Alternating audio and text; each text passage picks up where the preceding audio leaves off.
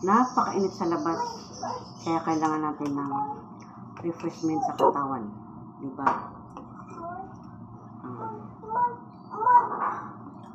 Magandang umaga sa lahat.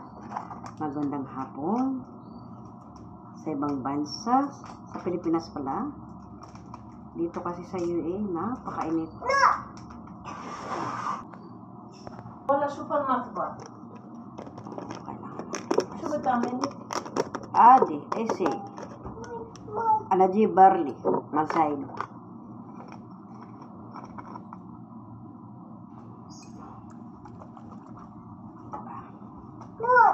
Yes, habibi. Tali.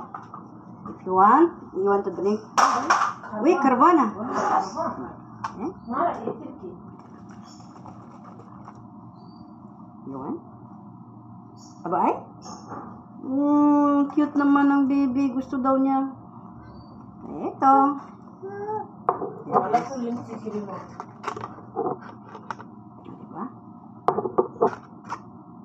Kaya guys, sa may gustong mag-barley dyan, maganda sa katawan. Nakakatulong sa mga lahat ng OFW na nagtatrabaho sa ibang bansa. Diba? Şu. Nur nana.